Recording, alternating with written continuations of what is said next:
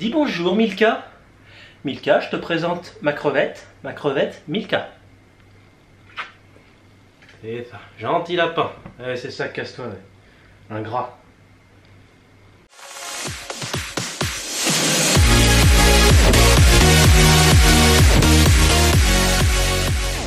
Salut à toi ma petite crevette. Bon, aujourd'hui on se retrouve pour un petit sujet assez sympathique qui est comment bien débuter la musculation ou le guide du débutant, parce que oui, comme tout le monde, j'ai fait des erreurs, tout le monde a fait des erreurs en commençant, et pour ne pas que tu les reproduises et que tu progresses rapidement, je vais donc te présenter mes 5 astuces. Donc la première chose, ça va être tout simplement de travailler soit en full body, donc c'est-à-dire faire tout le corps 3 fois par semaine par exemple, soit de faire upper, lower body, donc soit un jour le haut du corps, un autre jour le bas du corps, repos, et on recommence haut du corps, bas du corps, ou de faire tout simplement le push-pull leg. Donc le push-pull leg, ça va être les muscles de poussée, un autre jour les muscles de tirée, et un autre jour les jambes. On met un jour de repos, non même pas besoin d'ailleurs, on enchaîne direct comme des bourrins. Astuce numéro 2. Putain, j'ai un sacré star ici. Là. Ouais. Donc, ça va être tout simplement de prendre des charges modérées. Ça sert à rien de vouloir directement soulever comme un bœuf.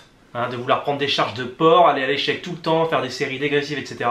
Voilà, quand tu commences, il faut d'abord que tu apprennes le mouvement pour que ton système nerveux s'y habitue et que ça devienne automatique. Parce que les mouvements ne sont pas automatiques. Quand tu n'as jamais fait de muscu, au départ tu trembles, ça part en couille, ça balance, ça s'en va et ça...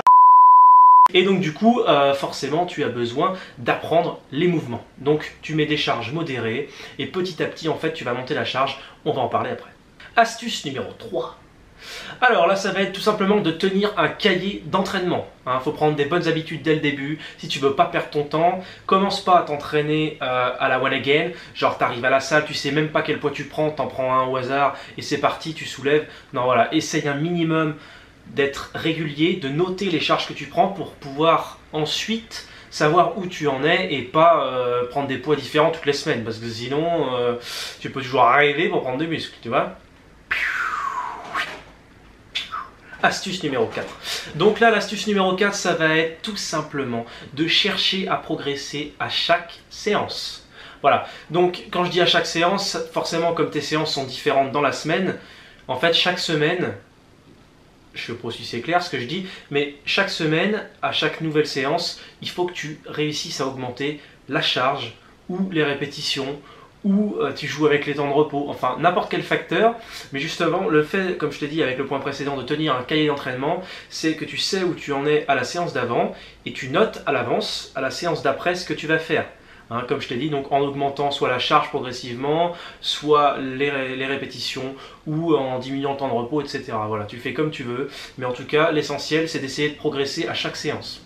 La dernière et 5e astuce, du coup, ça va être tout simplement de bien manger. Voilà, pourquoi bien manger dès le début? Alors, soit, si tu débutes, de toute façon, tu vas progresser et prendre du muscle, même si tu ne fais pas attention à ton alimentation. Mais la différence, c'est que si tu fais directement attention à ton alimentation, que tu respectes ta quantité en protéines, lipides et glucides que tu dois manger, en fonction de ton métabolisme, de ton corps, etc., eh bien, tu vas accélérer largement ta prise de muscle et tu prendras là aussi des bonnes habitudes. Donc, tu évites de perdre du temps, tout simplement.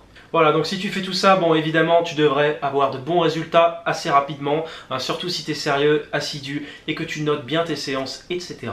Voilà, en tout cas c'est ce que je te souhaite, de ne pas reproduire les erreurs de merde que j'ai faites, puisque sinon après on met 5, 6, 7 ans avant de réussir à avoir un physique correct, alors qu'on peut l'avoir en même pas 2 ans. Donc voilà, le but c'est vraiment d'essayer de maximiser ses chances et d'essayer forcément de progresser le plus rapidement possible. Donc si ça t'a plu, n'hésite pas à liker, à commenter, à partager, tu fais ce que tu veux avec la vidéo, bien entendu.